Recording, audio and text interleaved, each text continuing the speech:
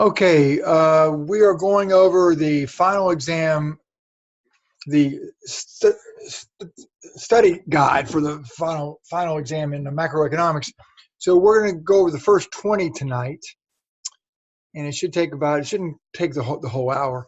So number one, we want to understand and interpret a production possibilities curve, specifically how the shape of the curve relates to opportunity cost. So that's simply understanding that if you look at one of these curves and you look at how it's shaped concave, which means in this case, as you produce, let me just grab something here.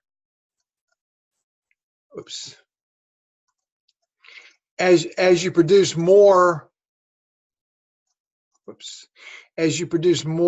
capital goods, you're going to, as we come down the curve, right, and you go from left to right, you're going to produce more capital goods. But as you do that, like going from here to here, you produce a lot more capital goods, and you cost you very little in consumer goods. But as you move down the curve and produce more and more capital goods, it's going to cost you more and more. The opportunity cost is higher or is increasing in terms of what you're having to give up in consumer goods. Okay. Now, Laura, if you have any questions, stop me.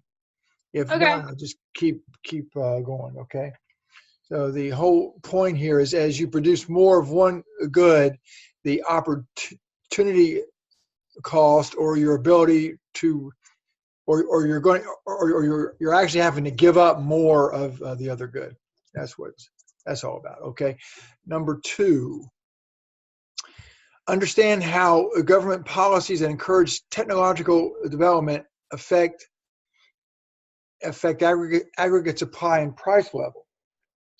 Okay, so what we're talking about there is in a lot of these, almost half of these is just being able to refer to your basic aggregate demand and aggregate supply graph. Now, if we're talking about, let me jump back over here. If we're talking about improvements in technology, then that's going to shift your aggregate supply to the right because it's going to make a production less expensive. So that's going to mean this is what's going to happen. So in the short run, you're going to shift to the right. I don't have it. And in the long run, I just do this. So you're going to shift to the right. And if we look at if we start off here and we see what happens when we improve our technology and become more efficient in our production, and we shift to the right with either the long run or the short run aggregate supply, our price level drops and our output actually goes up. Okay, so that's what's going to happen. And the key is however they ask these questions, if you just sketch it out on an aggregate demand supply graph, you'll be able to see the answer a lot easier and a lot quicker. Okay, number three, understand. Sorry, did you say price level goes up when you? No, if I said it, I was wrong. I said it wrong because if you look at the graph, you have a rightward shift of either the long run or the short run going this way. Let me just get this guy right here. If you shift this way, right, then your price level is going to go down and your output is going to go up. Okay. Okay. Yeah. I might have said it backwards, so if I did, sorry. Thanks for correcting me. Okay, number three is just simply understanding that. What did I put in here? Yeah, what is it required for a person to be counted as in the labor force, right? Well, it's simple, isn't it?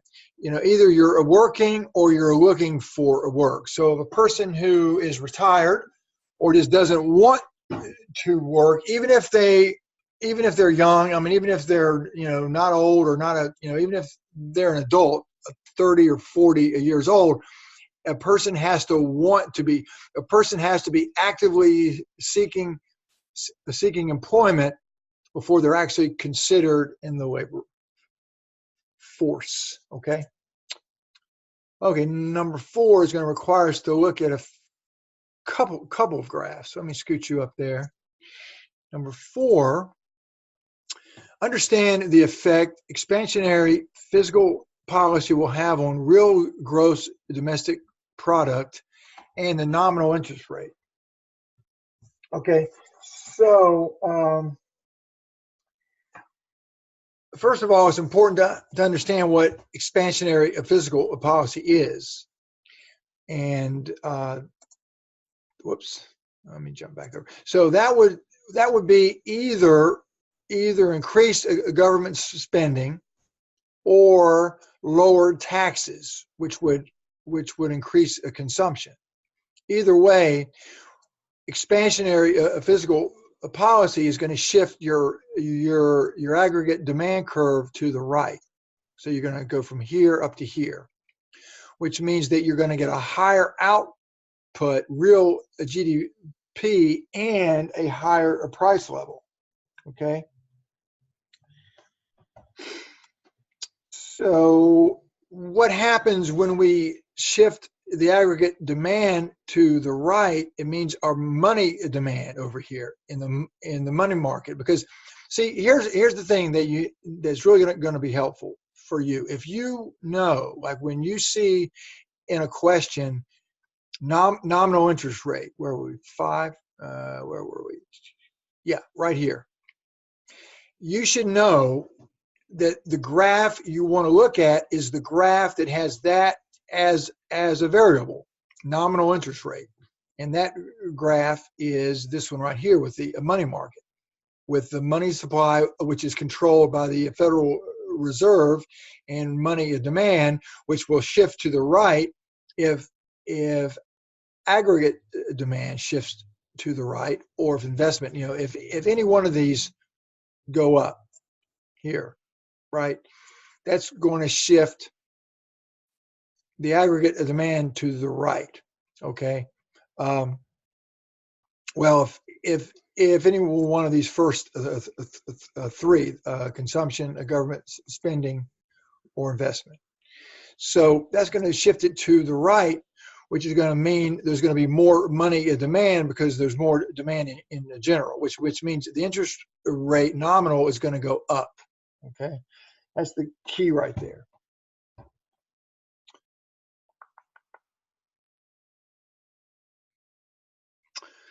So we're going to have a higher real GDP and a higher nominal interest rate. Okay, that's number 4, right? Now, this is one where you're going to get, obviously it's a multiple choice. So the one right answer is going to be the one answer that actually that's the best, the most accurate way to measure economic growth. So you're going to get a lot of answers that are wrong, but you want to be able to know all the right answers, so you'll be able to identify the one answer that will actually be a good way of measuring. So to help you, I will tell you this, that if you look at what's called per capita real GDP, that is GDP per person, which is more accurate than just saying what the overall GDP is, because that would depend on the size of the population, right? So if your population got larger and your GDP P got larger, then everyone would pretty much still have about the same, right? And you know the output or the income per person would not have changed. But if the population stays constant and GDP still goes up, then you know that per person everyone is better off. So this right here is a better measurement. And it's better to measure real than nominal, because a nominal could just be because prices go up, which means people aren't really better off, just everything just costs more. Okay, so per capita real GDP is probably the best way to measure whether we're actually growing or not, growing economically. Okay, number 6.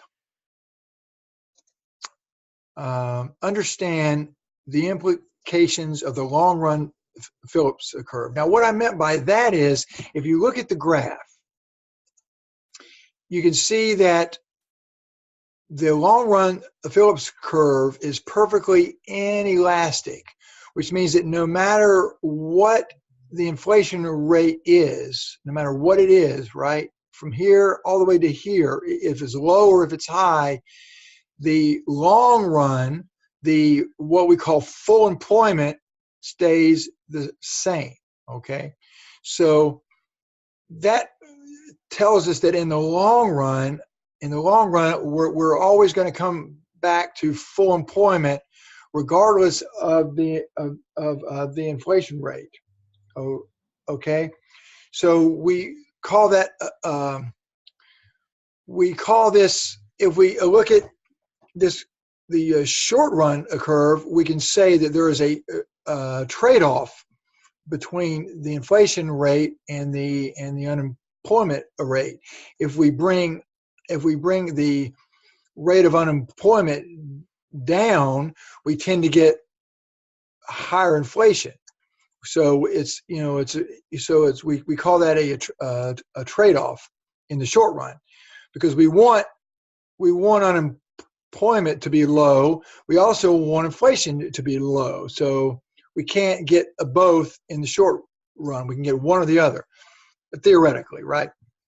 But in the long run, there is no trade-off. In the long run, this is where what we call the natural rate, or the full employment, or the natural rate of unemployment, and that is going to be here no matter what the inflation is. Okay? So there's no trade-off in the long run between the inflation rate and unemployment rate. Okay, number 7, moving right along. Understand the effect that government borrowing will have on prices of previously issued bonds and the price level. Okay, so when the government borrows, that means that there's going to be, jump over here, that means there's going to be a demand for loanable funds. So the real interest rate's going to go up, okay? And if the real interest rates go up, let me just think, that's going to mean that bond prices actually go down, okay?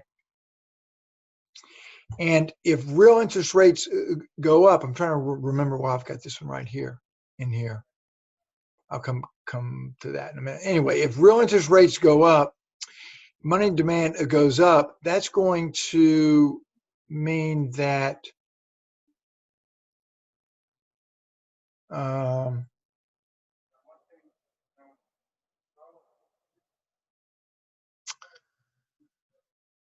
let me think here. Interest rates are going up. That's going to shift. That's going to shift the. Well, if the government is borrowing, that's going to mean that they're going to be spending. So that's going to shift aggregate demand to the right. That's the whole point. So let me just scoot that here. So let me jump back over here. So. Okay, so if the government's borrowing, it means they're borrowing so that they can spend. And if the government spends more, that's going to shift the aggregate demand curve to the right, which means price levels are going to go up. Okay, so we're going from like here to here. Okay, now, oh, I know why I put this in here. So if aggregate demand shifts to the right, it means employment, because see, as we go from Y1 to Y2 on this graph, on the aggregate demand and supply graph, we move closer to full employment. So we're gaining in employment, and we're actually lowering the unemployment rate. So a shift of the aggregate demand curve here is a movement along the line of the short run Phillips curve here. So we have a lower unemployment because we've got a higher employment, a higher real GDP down here because of the shift right here. And that's going to mean a higher inflation rate or a higher price level. Okay. So the bottom line is when the government borrows more, the demand for a loanable fund shifts to the right. The aggregate demand shifts to the right. There's a movement up and along, actually from here to here in the Phillips curve. So we get lower unemployment and a higher price level here, and a higher inflation, which is a price level, is actually here. Okay. That was number 7. All right. Number 8, understand the relationship between a country's demand for imported goods and the supply of its currency in the foreign exchange market. Okay, so if a country demands more of a foreign country's goods, okay, what that means is, let's jump back over here, is they're going to be going out to the world. Like so say that the U.S. wanted to buy more cars made in I think this is the euro, made in Europe. Well, that they would have to go out and buy or exchange dollars for euros on the foreign exchange market. So if the demand in the U.S. for foreign or European goods increases, then the supply of dollars on the foreign exchange market is going to shift to the right, because we're going to be putting dollars in the foreign exchange market in order to exchange dollars for euros in order to buy European goods. Okay, so a higher demand for imported goods means a higher supply of that currency on the foreign exchange market. And that was number 8. Okay, so we're on 9. All right, good. Number 9. This is simply understanding this formula. I wrote in here that you need to, so you need to calculate real GDP when nominal GDP and the GDP deflator are given. So I gave an example right here. So the GDP deflator is a measure of inflation. So the formula is simply nominal GDP over real GDP times 100 equals the GDP deflator. So we can turn that around and do a little bit of algebra and solve for real GDP right here, which would be nominal GDP times 100 over the GDP deflator. So if we're given this, if we're given the nominal GDP as 14,000 and the GDP deflator as 70, then the real GDP is going to be 20,000. Just doing the math. Okay, so that's just simply knowing the formula for the GDP deflator and then solving for real GDP, and that's easy enough. Okay.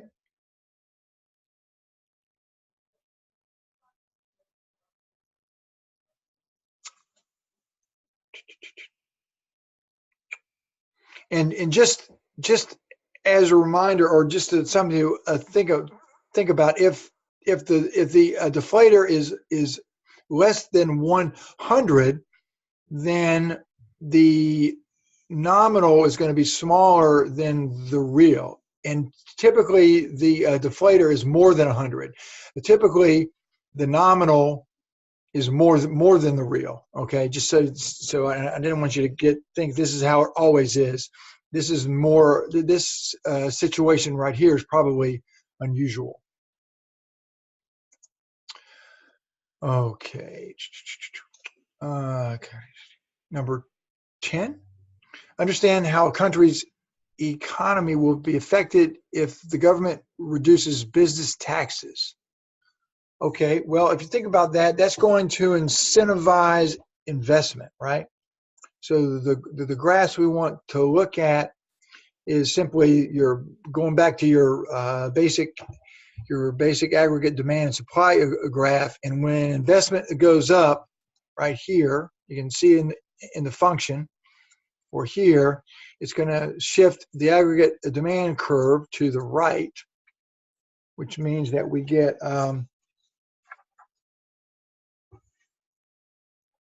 actually no, that's not what. Well, yes, that's actually true, but it also tends to shift the short run aggregate supply curve to the right. So they're both true. Okay. Because when you increase investment, I'm going to go back to the actual one. So if you reduce tax on the businesses, that means they're going to be able to supply more for less money. So you actually get both a shift in aggregate demand and a shift in short run aggregate supply. So that's what's going to happen there. Just change that to a. Okay, so you shift both of those. All right, that's 10. Number 11. Understand how changes making a mistake right there. Sorry about that.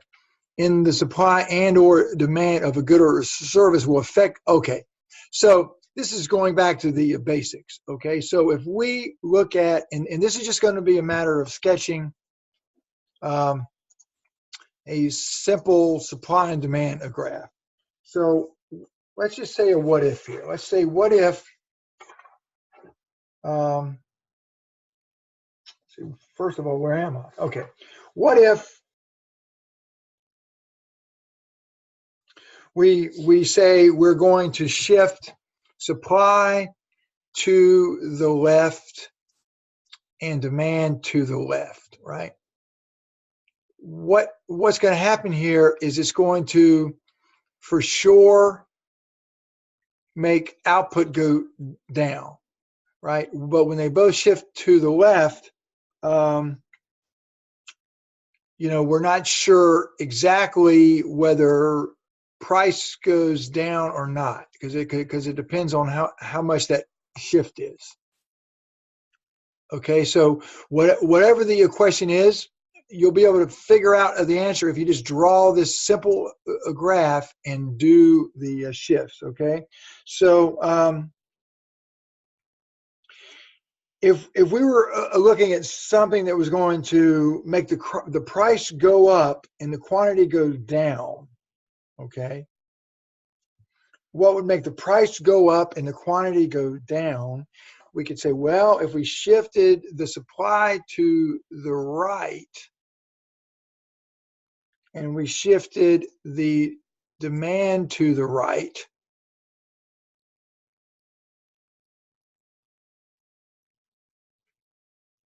then quantity could go up, but price could go down. Okay, I mean, what did I just say? No. Sorry, backwards.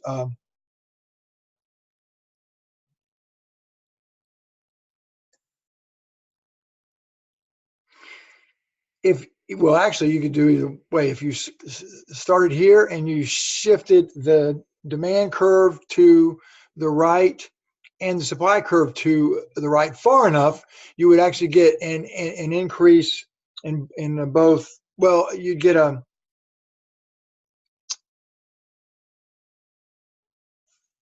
you would get it. Yeah, you both would go up. However, if you wanted to make the price go up and the quantity go down, then you would simply keep the demand where it is and shift the supply. Okay, so there's all kind of scenarios. So if you just shifted the supply to the left, which would be a decrease in supply, that's going to make quantity go down because you go from here to here, and price would go up.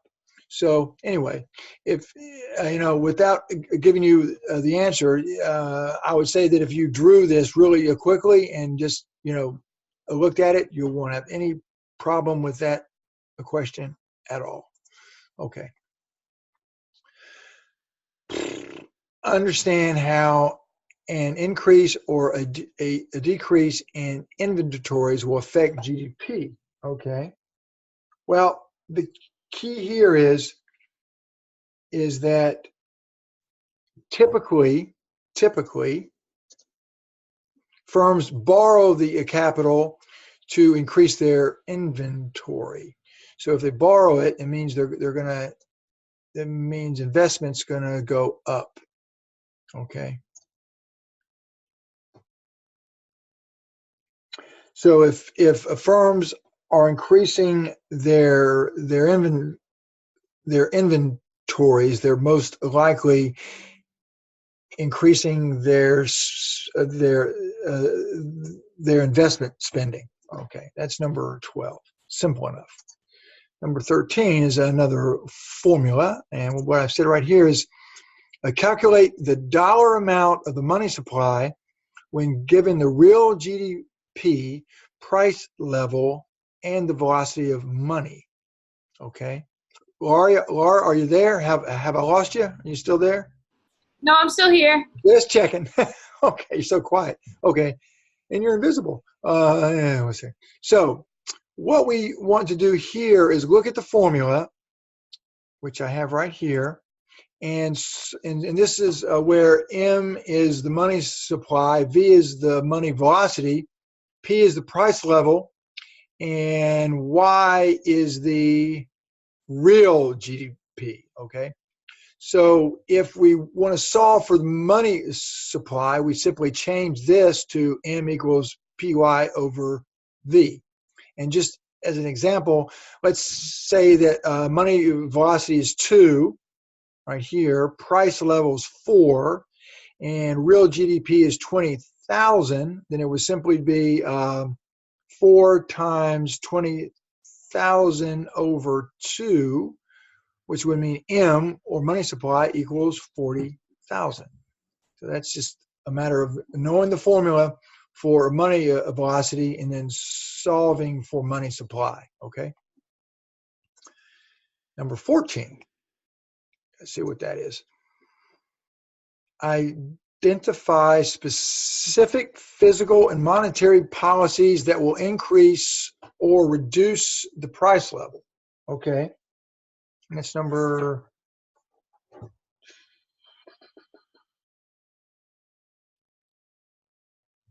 So if we think about that, if we want to do what they're actually asking is what would do either or. Okay, so if say you wanted to raise the price level, okay, what combination of fiscal policy and monetary policy would actually raise the price level?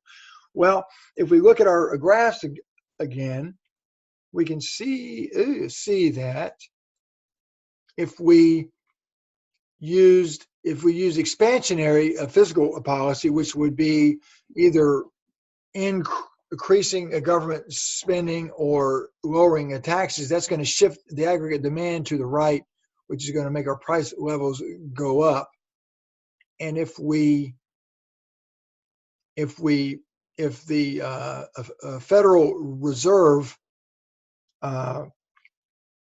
buys bonds from the banks, that's going to put money in the supply. So it's actually going to shift the money supply to the right, which is going to lower interest rates, which is going to incentivize spending and investment, which is also going to shift the aggregate demand curve to the right. Now, the opposite is if they want to lower price levels, then the fiscal policy would be less government spending to shift that way, or higher taxes, which would lower the price level. That would be the fiscal policy. The monetary policy would be to sell the bonds, which would take money out of the money supply, because if you sell bonds, the banks are actually giving money back to the Federal Reserve, and that's going to raise interest rates, like from here to here, which would lower investment and lower investment spending. People would spend less with their credit cards if interest rates were higher. So that's how that works, okay? And that was number 14. Number 15, identify factors that increase economic growth. Actually, you've had plenty of those on your quizzes. I've given you websites, so you shouldn't have any problem with that at all. And let me just see what I put here for this. I did this today. Okay. I just wanted to show that whatever shifts the long run, really, just so you know, we define an increase in economic growth graphically by shifting the long run aggregate supply curve to the right, or by shifting the production possibilities curve out and to the right. And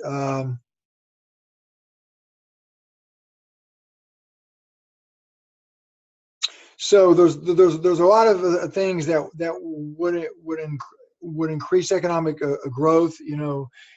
Things like a better technology, more investment in education and training, lower corporate taxes. If we discovered some type of a natural resource, or if we found a better way to do solar energy, anything like that, any kind of better or a more efficient way of production, methods of production would actually shift this out to the right. Okay. Number 16, understand how expansionary fiscal policy together with contractionary monetary policy will affect the interest rate and capital investment. Okay, so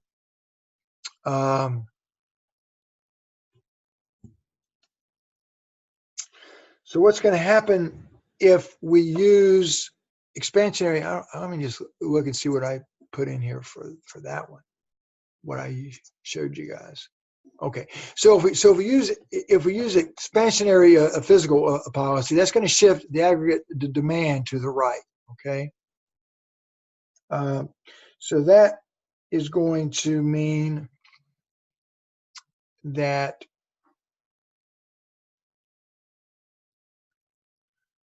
I'm just looking here for a minute. So when we have the aggregate demand shifting to the right, let me just jump back here so I can make sure I get this in the right order. That's going to make the interest rates go up. Okay, that would make the interest rates go up.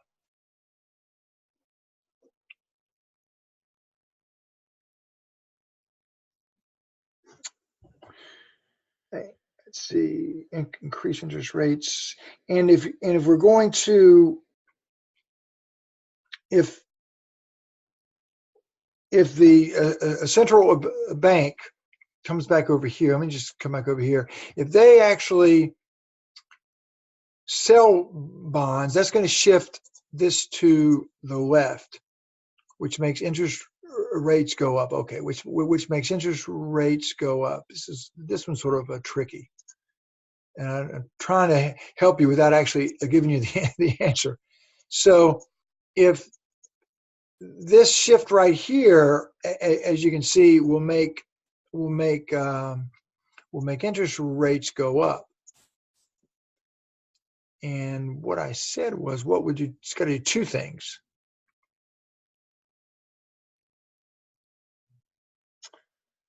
Okay. And so, okay, so if interest rates go up, that's going to mean that capital investments is going to go down. Okay. So that's pretty much it. And the expansionary, let's see,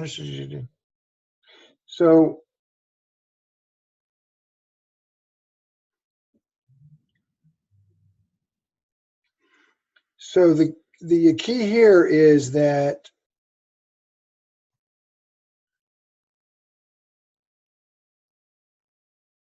wow, what a tricky question. Okay, I'm going to see if I can. So if where I'm going to go back here, if government spending goes up right here, you're going to get a shift right here, which means more demand.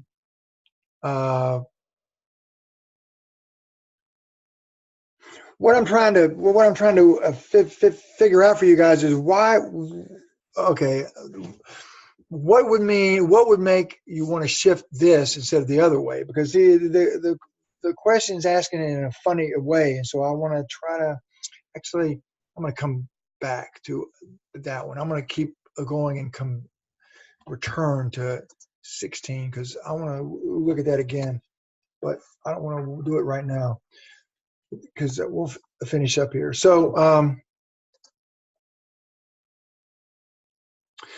So number 17, what would cause a movement along the line of the short run of Phillips curve? Okay, so what we need to look at right there is just what is the variable? Okay, the variable is the inflation rate, and the rule is, once again, I've said this over and over again, any graph that has two variables, one on the the y-axis and one on the x-axis, or one on the vertical, one on the horizontal axis, what would cause a movement along the line would be a change in one of these two variables. Okay, so if we have if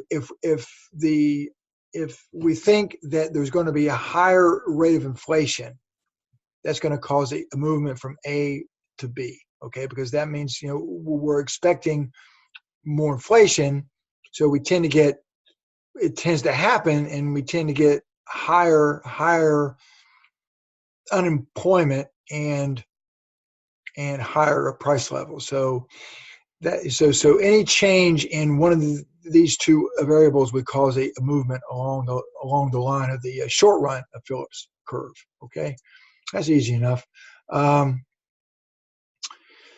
So number 18. So this is about a crowding out. Okay, so I've actually defined a crowding out is, I thought I did. Oh, anyway, the crowding out, actually, no, not crowding out. That's 19. 18 is, okay, yeah. So this is simply that when there's a shift in the aggregate demand, so let me jump back over here. I didn't put it in here, but I've jumped back to if there's a shift in the aggregate demand to the left, okay, to try to lower a price levels. Let's say we're way up here. Let's say we're past potential, which means prices are way high, okay. So if the government wants to shift the aggregate demand back down to here, they're going to do some kind of contractionary fiscal policy, okay, and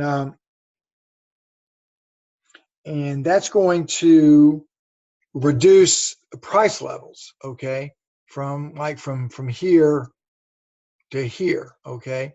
So what that's also going to do is raise unemployment or lower employment. Now, if we're or to here, right? So, but if we're past the point of full employment, if we're actually employing more than we need, and that's not that is a good thing, okay. So that's what's going to happen in the short run. Now, and the reason I put in the Phillips curve is because we're looking at number 18, right? We're thinking about what would happen here. You're going to get a movement if they're trying to go, if we're, let's say we're out here, let's say we're here past full employment, then that's going to cause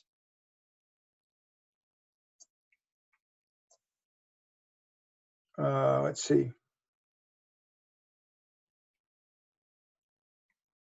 So, if we're what would cause if we lower the price levels from like here to here, we're actually raising the unemployment. So if we're here, we're actually having unemployment. See, this is confusing. This is backwards from the other graph. So if we're at point, let me just get this out of here so we're not confused. If we're at point A, we're actually at an unemployment rate lower than full employment. So in order to get from here to here, we're actually going to lower price levels, and we're going to get to a lower employment level, or in this case, a higher unemployment level. Okay, so that's number 18. Number 19. Understand how interest rates are affected by the crowding. Okay, here's a crowding out. Okay, crowding out is right here.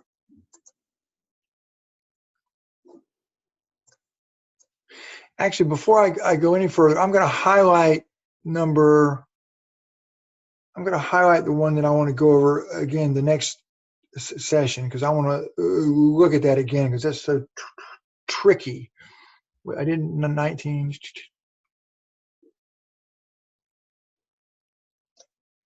This one right here. I'm gonna highlight that one because I'm gonna look at that again,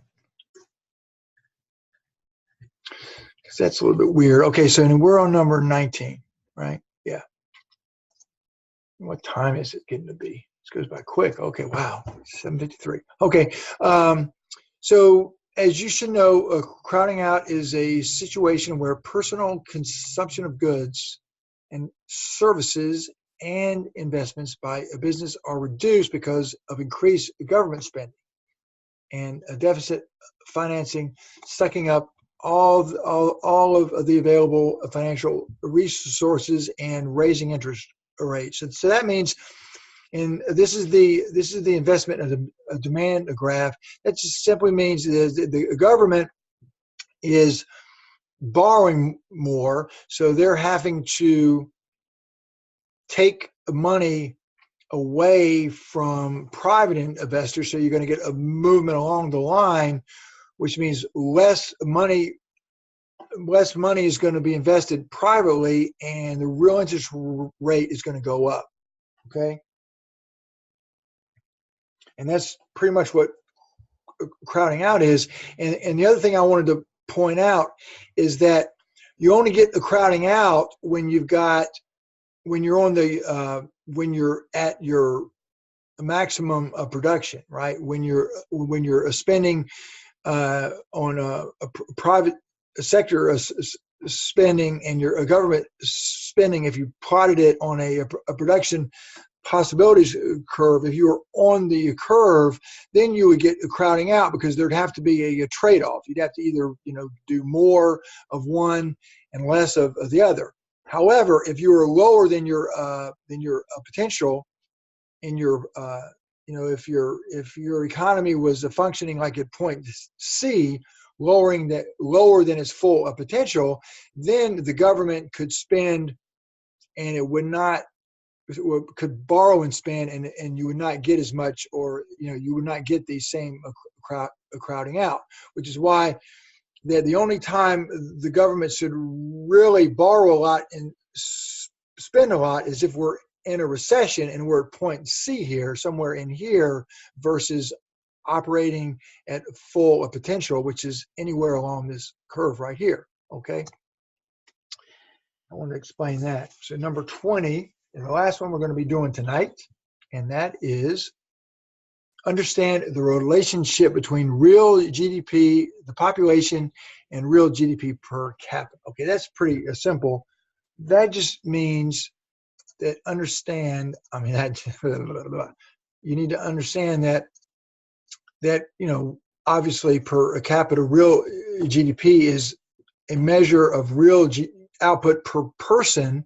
So just as an example, if we have a real GDP increase of 5% and a population increase, like say we have a lot of folks coming into the country, and we have a population increase and a higher birth rate of 6%, then is real GDP per capita, is it going up or is it decreasing? Is it increasing, which is I misspelled it, something like that, or is it decreasing? Well, if the population is growing faster than the real GDP is, then real GDP per capita is decreasing. If population is growing slower, like if we switch this, said this was 6 and this was 5, then we would say that GDP per capita has increased. Okay, so that's the first 20, and we're going to do a session again Thursday, and I'll go over the second 20 questions on the exam, and I'll go back over number 16. I'll see if I can figure out a way to explain it better without giving away the answer. Okay, so that's pretty much it for tonight. I'll stop the video. It's gone on long enough. And Laura,